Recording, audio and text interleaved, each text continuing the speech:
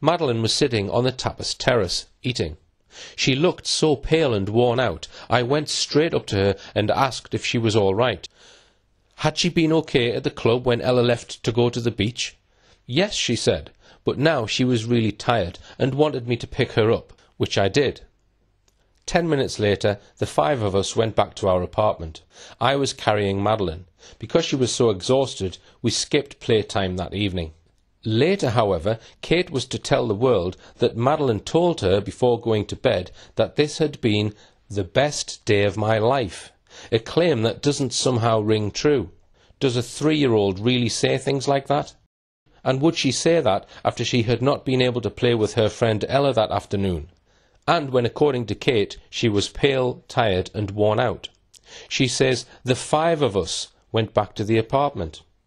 It would surely be more natural to just say, we went back to the apartment. Why does she have to emphasise the 5 of us? But even more curious is Kate's claim that she and Jerry all walked back to their apartment, but that she was carrying Madeleine, not Jerry. Madeleine would probably have weighed at least 2.5 stone at that time. Why wasn't Jerry carrying Madeleine? Just as relevant, Kat Baker doesn't mention anything about Madeleine looking unwell or so pale, worn out and exhausted as Kate McCann claims. Here is a suggestion that I suggest fits the known facts. If indeed Madeleine was already dead by Thursday, then probably Jerry McCann would have collected the twins from the creche that afternoon. Perhaps that is why the 2 of them may have concocted this story about carrying 2.5 stone Madeleine by herself back to the apartment on her own, and then the pair of them entering by different doors. Now let's look at what the written creche records have to say about that afternoon. These records purport to be accurate records of when the parents delivered the children to and collected them from their respective creches. Let's look at the record of Amelie and Sean, who were in the other creche called Jellyfish. Here we see Kate's actual signature, giving the time she took the twins out of the creche at 5:25 p.m. The column Parents' Location has been redacted on these documents as these are the parents' private telephone numbers. It also seems from this record that there were only 3 children that day in the group run by Stacey or Sinead. As a matter of interest, the record for that group in the morning of the 3rd of May is missing from the creche records handed to the Portuguese police. So now we come to the record that day for Madeleine's group, the Lobsters, run by nanny Kat Baker. Here once again we see what is clearly Kate McCann's signature, K. McCann. She gives the time of collecting Madeleine as 5:30 p.m. In each case on the sheets she uses the continental style of writing 7, thus 7. So how do these creche records reconcile with what we saw just now? That she says in her book, having arranged for Jerry to meet the children, I had finished my run by 5:30 at the tapas area, where I found Madeleine and the twins already having their tea with Jerry. She says nothing in her book about first collecting the twins, but the creche records say that she did at 5:25 p.m. So why this clear contradiction? She quite clearly says she went straight to the tapas area, and she says that Madeleine and the twins were already having tea with Jerry. At this point I should mention that in none of his statements does Jerry McCann state that he himself went to collect Madeleine from the Lobsters group at the Ocean Club reception and then returned back to the tapas area for the high tea. Now I go back to the signatures on the creche records. If, as Kate maintains in her book, it was Jerry who collected the children, and that by the time she had finished her run along the beach they were all in the tapas area and not in their creches, then why is her signature on the creche records that afternoon and not Jerry's? What we can surely say is that either the McCanns are not telling the truth about this event, or the creche records are wrong, or maybe both are wrong. Later I'll examine whether some of the creche records may have been forged. Another point of interest is that Jerry is said to have come to collect the children straight from the tennis courts, whereas presumably Kate arrived at the creche or the tapas area after what by all accounts was a very long run. Kat Baker does say that she thinks that Kate arrived to the high tea in her sports clothes, but says nothing about what Jerry was wearing. And Kat Baker seems vague about that day's events. Asked who dropped Madeleine off at the creche that afternoon, she says she doesn't know. Asked who picked Madeleine up from the creche at lunchtime, she answers, "I can't remember." How can she be so vague about the events of that most momentous day of her life? Let's now probe what other evidence there really was this alleged high tea event with the McCanns, their 3 children and Kat Baker. I've looked at all the other witness statements for this day and have found the following. No other parent at the holiday says they were having high tea with the children in the tapas area that afternoon. Kat Baker, Madeleine's creche nanny, says that Madeleine was at high tea from 1525 to 1800. Maybe it is a mistake by using the 24-hour clock. Possibly she meant to say 5:25 p.m. to 6 p.m. Kat Baker also claims that Madeleine was in the lobster group that morning and went with the sailing group in the morning for the so-called mini sail. Kat Baker says in her statement that Madeleine was picked up that afternoon by Kate, not Jerry, once again contradicting Kate McCann's account in her book, that she went straight to the tapas area, where she said the 3 children and Jerry were already having high tea together. An Ocean Club worker, Geronimo Salcidas, made an informal statement on the 4th of May, the day after Madeleine was reported missing, claiming he saw Madeleine at 4:45 p.m. near the tapas bar. This statement does not harmonise with any other statements about Madeleine that afternoon. But then 2 days later, when he made his formal statement, he said that he cannot be sure if he had seen Madeleine or the twins. It's a statement whose evidential value is therefore worthless. There is also a statement by Maria Manuela Antonio Jose, a tapas bar cook. She claims to have seen Madeleine having a meal in the tapas area around 4:30 p.m, as she says she did every day. Again though, this statement conflicts with other evidence, so we can reject it. None of the waiters in the tapas area could remember serving any children high tea on the 3rd of May. I conclude from the above that apart from the contradictory evidence from Jerry McCann, Kate McCann and the creche nanny Kat Baker, that there is no other credible evidence that this so-called high tea, allegedly with Madeleine present, actually took place.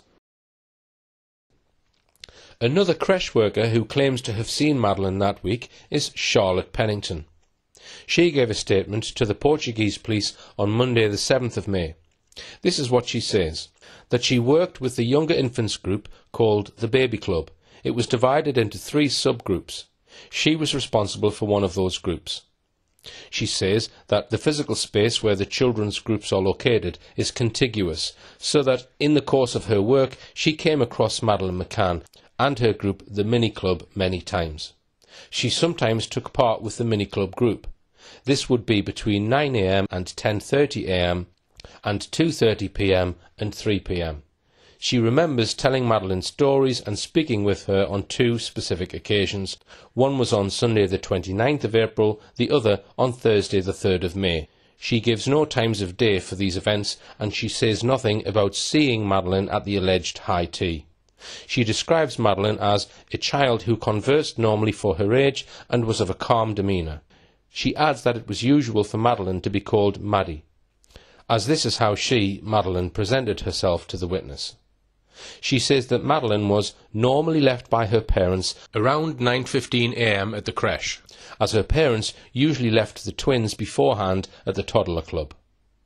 She says that she is not aware of any situation that seemed odd or strange related directly or indirectly to the disappearance of Madeleine McCann. But over 4 months later, Charlotte Pennington made an appearance in a lengthy Daily Mail article by Dan Newling on the 25th of September 2007.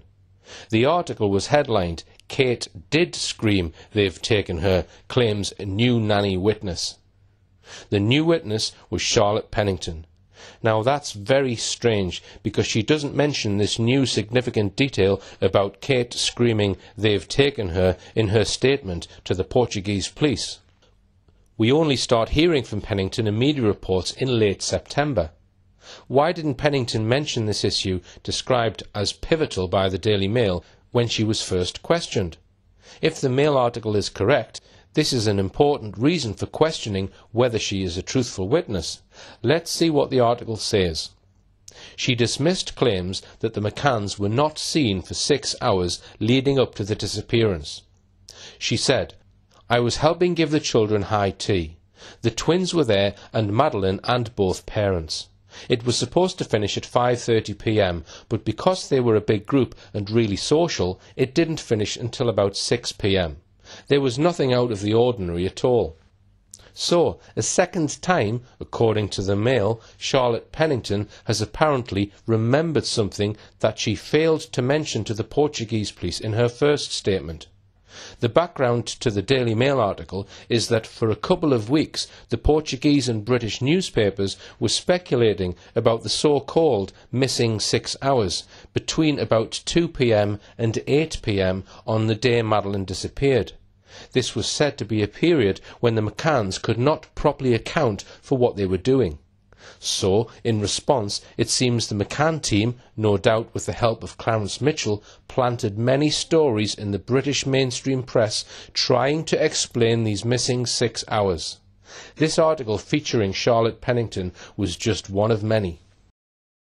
So what exactly is Miss Pennington reported as saying in these articles about the high tea? The article says she was there, she helped to give the children high tea, both parents, Madeleine and the children, were there, the high tea was supposed to finish at 5:30 p.m. Because everyone was enjoying it, it carried on till 6 p.m. It was a big group. Apart from the fact that we need to explain why Pennington didn't mention this when first questioned, this story doesn't match at all with what either Kate McCann or Kat Baker said about it. Kate McCann talks of Madeleine and the twins already having tea with Jerry when she arrived at 5:30 p.m.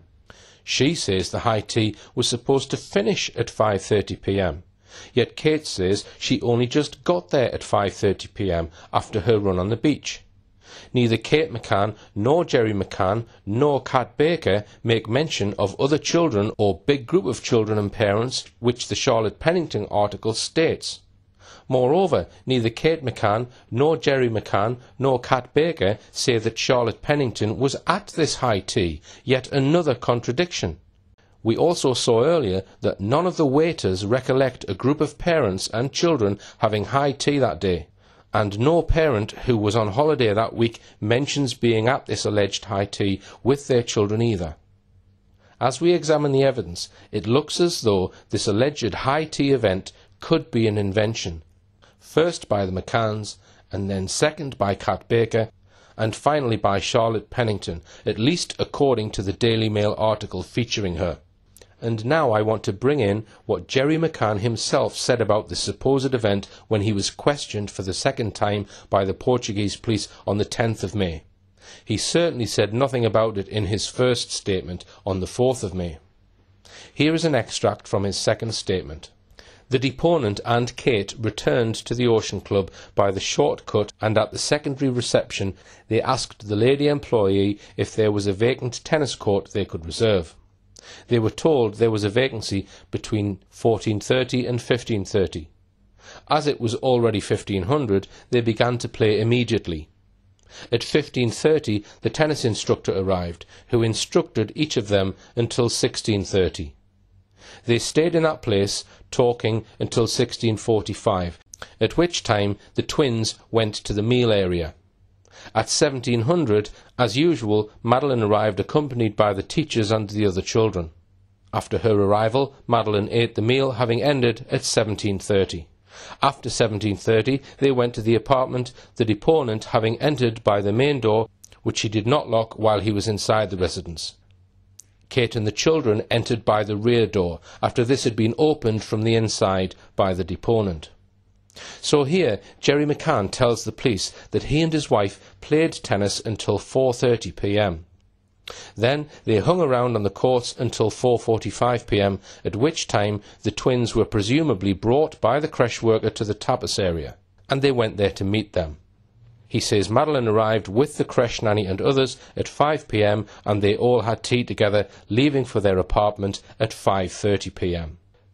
Perhaps the first thing we note about this account is that it is wholly at variance with what Kate McCann says in her book. She says she was running on the beach at 5:15 p.m, while Jerry says they played tennis and then went together to the tapas area at 4:45 p.m. No mention of Kate's long jog at the beach. Then we recall that Kate said that Jerry was already with the children when she arrived back from her run, direct to the tapas bar, and then met up with the children and Jerry. But Jerry in his statement says that he and Kate were already together. Jerry says that the teachers, he means the nannies, brought the children to the tapas area. But then we remember that the creche entries apparently signed by Kate McCann show Kate McCann taking the twins out of the creche at 5:25 p.m. and again Kate McCann taking Madeleine out of her creche at 5:30 p.m. Yet Jerry says in his statement that the twins left the creche at 4:45 p.m, a full 40 minutes before Kate. It has been suggested that the parents would all sign the creche records at the tapas area rather than when they collected the children from the clubs. If that were the case, then according to what Kate, Jerry and the two nannies all say, surely the creche register would have all three children signed out later than 5:30 p.m, which according to Kate McCann is the time she had only just arrived. All parties claim that this high tea went on to 6 p.m.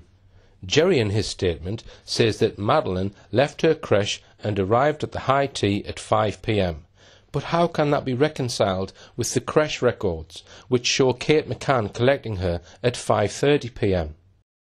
We have examined several irreconcilable witness statements about this alleged high tea. Jerry McCann solemnly gives a considered statement about the events of that late afternoon to the Portuguese police on the 10th of May 2007.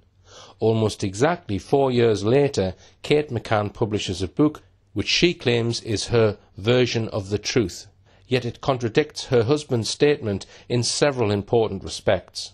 The creche nannies don't agree with what the McCanns say about the high tea, and the nannies don't appear to agree with each other about it. So what are we to make of this? Did the high tea happen? Let's look, for example, at what one long-time Madeleine McCann researcher, Lizzie Taylor, a British expat now working in Canada, has to say about the high tea. She makes these points. Jerry McCann claims to have been at high tea while the children were there and Kate arrived after her jog at approximately 5:30 p.m. Catriona, the nanny, claims that Jerry wasn't there and that he was playing tennis, which is very odd, as who would have told her that? And when? Kate consistently claims that Madeleine was very tired and Madeleine asked her mother to carry her home. Kate then carried her back to the apartment, but Jerry claims they went to the patio doors and he let them in through the back. If indeed Kate had been carrying Madeleine, how did she manage the twins on her own, climbing the steep steps at the rear of the apartment? This was a few hours before Madeleine disappeared, and yet Kate claims she went in through the front doors. What mother would not remember the door used 3 hours before she claims she saw her daughter for the last time? Was it Jerry that got it wrong? Did they really go back to the apartment at that time? They can't agree on what door was used even the following morning when they gave their statements. I suggest we simply cannot accept any of this evidence as any kind of proof that Madeleine did have high tea with her brother, sister and parents. And on that very important evidential matter, I respectfully have to say that Gonçalo Amaral and his team of detectives, working under an international media spotlight and being fed one contradiction after another by the McCanns and their friends, may have been misled. As a result of this belief that they were telling him the truth, Gonçalo Amaral formulated the view that Madeleine died from some kind of accident in the McCann's apartment sometime after 6 p.m. on the 3rd of May. But I suggest that based on the evidence we have examined about the high tea, it clearly does not provide credible evidence of Madeleine being alive at this time.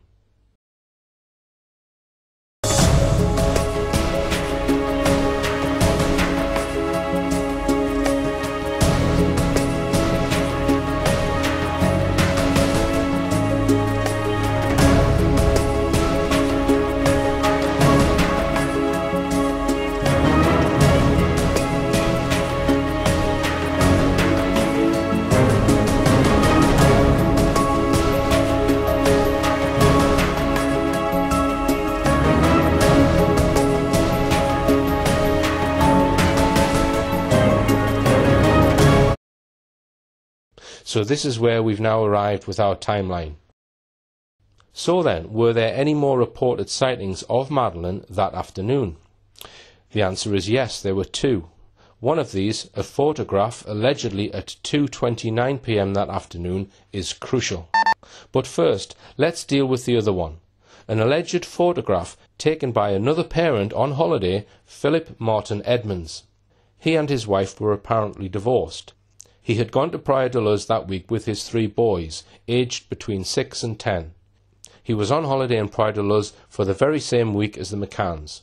I hope to be having a look in more detail in my next film about Madeleine at some of the interesting names on the guest list that week and what this might mean. Edmonds was and is on the board of directors of one of the world's largest steel firms, Stemco Limited, with an annual turnover of billions of pounds. The company has offices and factories in several countries, including the UK and Switzerland. Edmonds at the time appeared to be dividing his time between the two countries.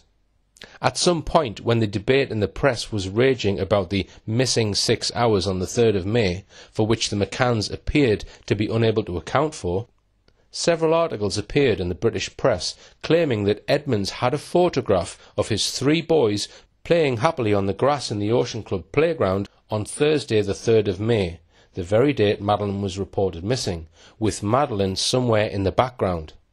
But this photograph, allegedly proving that Madeleine was still alive at that time, has never been produced to my knowledge.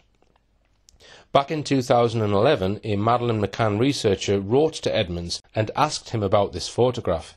Here, first of all, is the letter. The question was asked, "I am wondering, therefore, if you would kindly be able to tell me whether you or any member of your family had any contact with the McCanns and their children on Thursday the 3rd of May, and also whether you have any photographs of Madeleine taken on that specific day." This drew this response from Mr. Edmonds. "I am in receipt of your letter of 22nd of July regarding Madeleine McCann. I am sure you would appreciate that it would not be appropriate for me to comment too much, as we do not know each other and I have no idea what your connection to the case is. However, I would not want further conspiracy theories to fester by simply ignoring your letter.